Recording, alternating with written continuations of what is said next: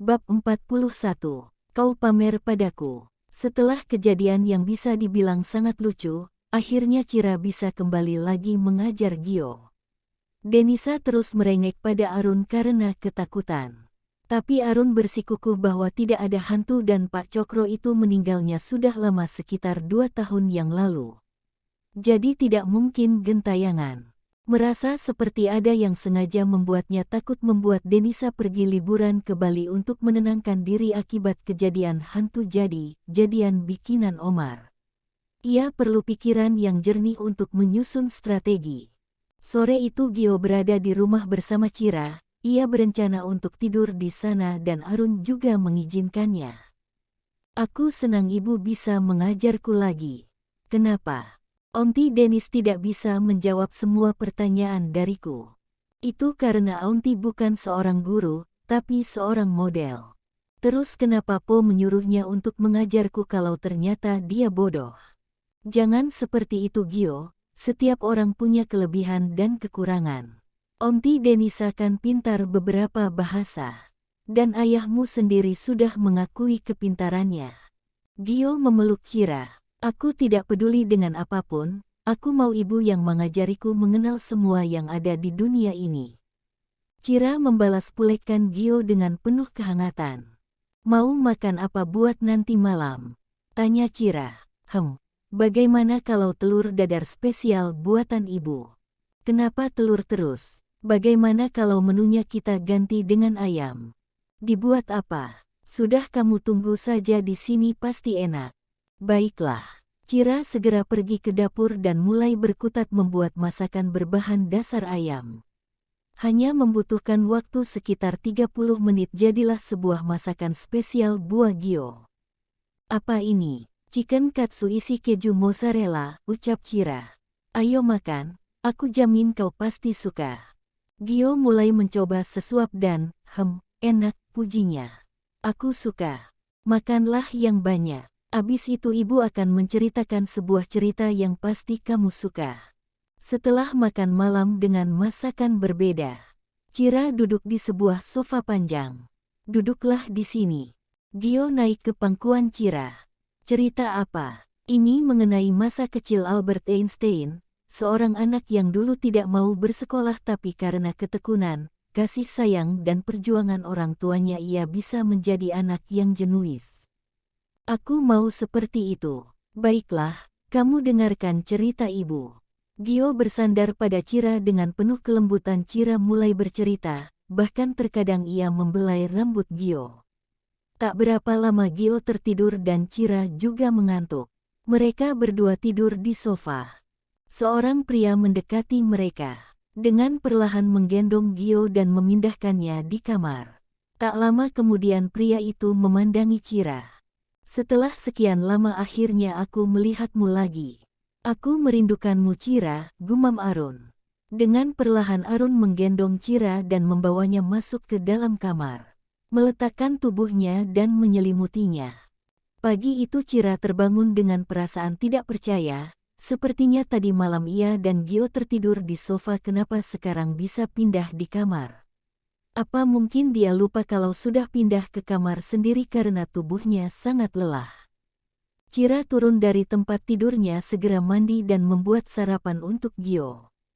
Ia membuat sandwich telur dengan mayonnaise kesukaan Gio. Cira membangunkan Gio, menunggunya mandi dan kemudian sarapan bersama. Bu Cira, Tuan Muda, nenek sihir itu sudah kembali. Omar berteriak dan lari tergopoh-gopoh.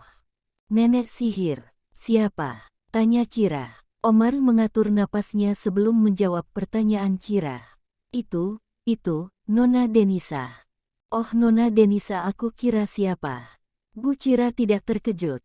Buat apa terkejut? Kan dia kembali. Omar, kamu itu lucu. Dia kan bagian dari keluarga ini. Kalau tidak kembali ke sini terus kemana dia akan tinggal? Oh, benar juga. Omar menggaruk kepalanya walaupun tidak gatal. Ayo kita sambut dia.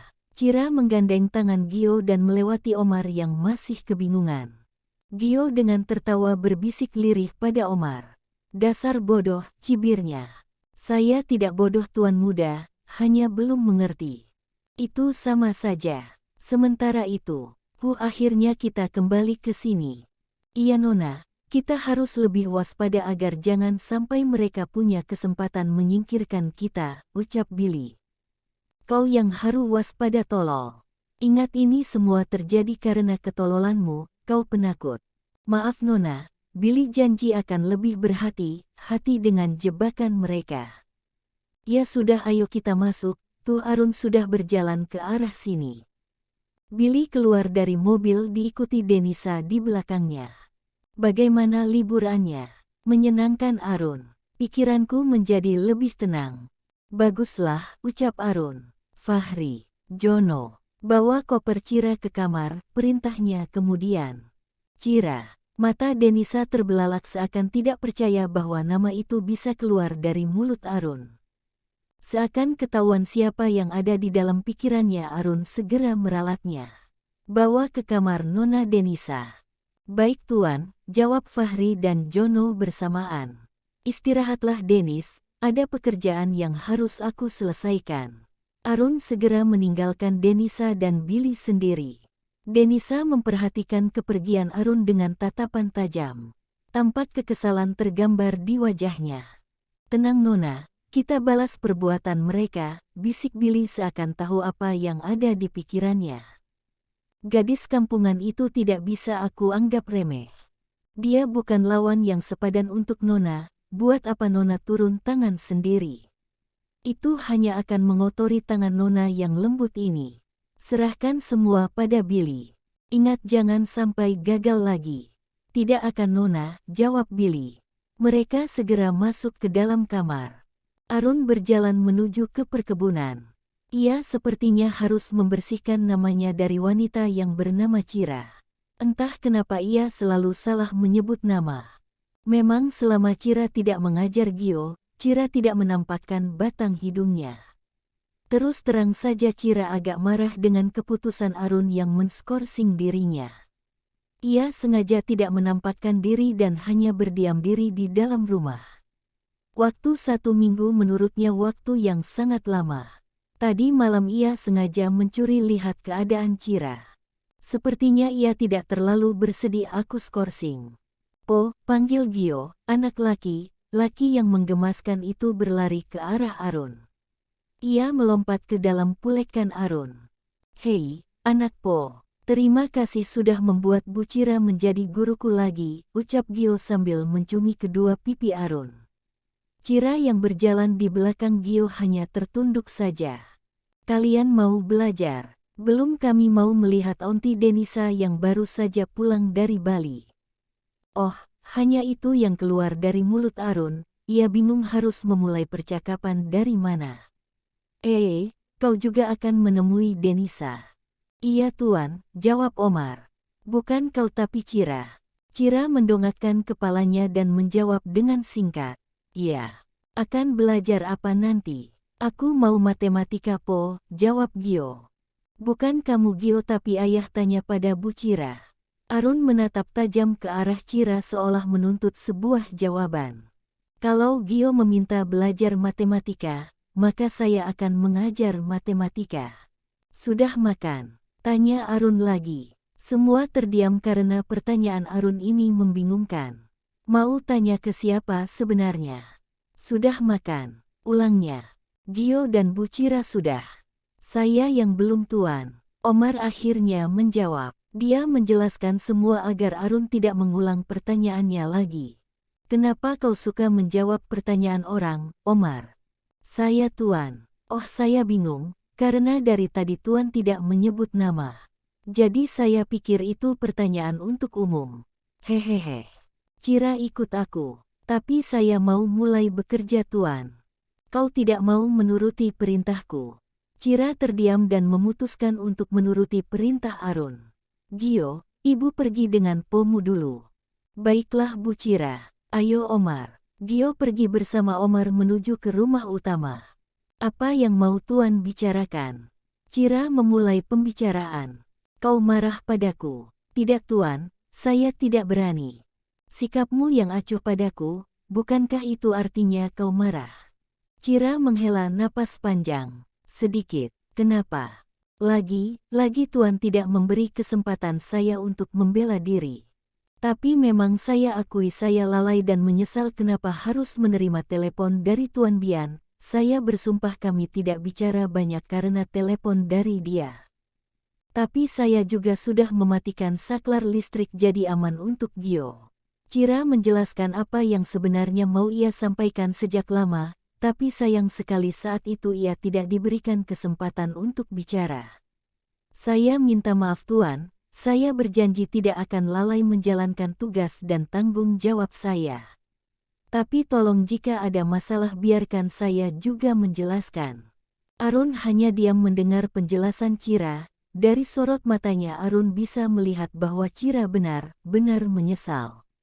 Ia sangat menyayangi Gio, tentu saja ia akan panik begitu tahu Gio naik meja berusaha memasang lampu. Itu saja. Yah itu saja Tuan. Jika tidak ada yang perlu dibicarakan lagi, saya permisi. Tunggu. Cira mengurungkan langkahnya. Ya Tuan. Aku minta maaf, ucap Arun. Cira tersenyum mendengar perkataan maaf dari Arun. Apa? Saya tidak dengar Tuan, goda Cira. Aku minta maaf, ulang Arun. Apa Tuan? Cira pura-pura tidak mendengar. Oh kau mengerjaiku rupanya, ucap Arun gemas. Mau potong gaji, ancamnya kemudian. Jangan. Iya saya maafkan, jawab Cira dengan nada sombong. Arun tersenyum licik. Ada niat terselubung di balik senyumannya. Awas anjing, teriaknya tiba-tiba. Teriakan Arun membuat Cira kaget dan segera berlari dan melompat dalam pulekannya, kakinya mengait di pinggang Arun. Usir Tuan, usir, teriaknya ketakutan. Hahaha, Arun tertawa terbahak-bahak. Kenapa Tuan? Sudah pergi anjingnya. Hahaha, tidak ada anjing, aku hanya bercanda. Cira mengedarkan pandangannya, memang tidak ada anjing.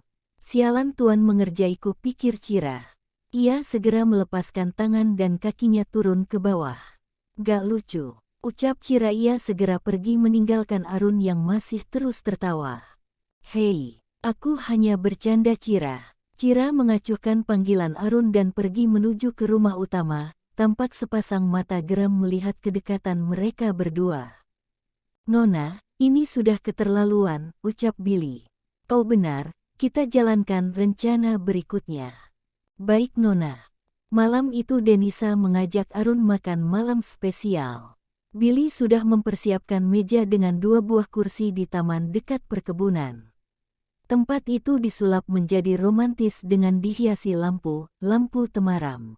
Terima kasih kau mau memenuhi undanganku. Arun hanya diam. Ia meneguk segelas anggur merah. Arun, ya, maukah kau berdansa denganku? Dansa, ya sekedar untuk merayakan kedatanganku, boleh. Baiklah, Billy sudah mempersiapkan semua, bahkan pemain biola yang sengaja datang untuk mengiringi dansa mereka. Alunan biola menghanyutkan mereka dalam sebuah tarian. Bisakah kita dansa biasa tanpa berpulekan seperti ini? Aku hanya tidak ingin orang berprasangka yang tidak mengenai kita. Padahal kita adalah satu keluarga Denis. Denisa hanya diam tanpa menjawab permintaan Arun, ia masih terus memulek Arun.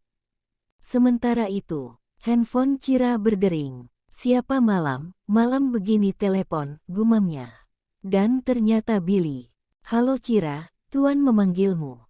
Tumben Tuan mengutusmu untuk menghubungiku. Biasanya Omar atau Olive. Aku tidak tahu, Tuan hanya bicara seperti itu. Baiklah aku datang. Tuan menunggumu di taman samping perkebunan. Kamu tidak sedang mengerjaiku kan? Tidak, nih aku kirim fotonya kalau tidak percaya. Billy mengirim foto yang sebelumnya sudah ia persiapkan ketika Arun datang sendiri di taman itu. Baiklah, aku ke sana. Panggilan diakhiri. Dengan segera Cira menuju ke taman samping, ia melihat tuannya itu dan segera mempercepat langkahnya. Akan tetapi ia terhenti oleh sosok yang bersama Denisa. Oh God, jadi dia memanggilku hanya untuk melihatnya berpulekan. Sial, umpat Cira pelan. Cira berencana pergi dari tempat itu tapi ia urungkan niatnya karena melihat Arun memegang bahu Denisa. Dan tanpa aba Denisa mencumi bubur Arun. Mulut Cira menganga seakan tidak percaya dengan apa yang dilihatnya. Sepertinya Tuan Arun menikmati cumian itu, pikir Cira. Ia segera lari dari tempat itu, entah kenapa kedua matanya terasa panas. Tuan, kau pamer padaku. Bersambung.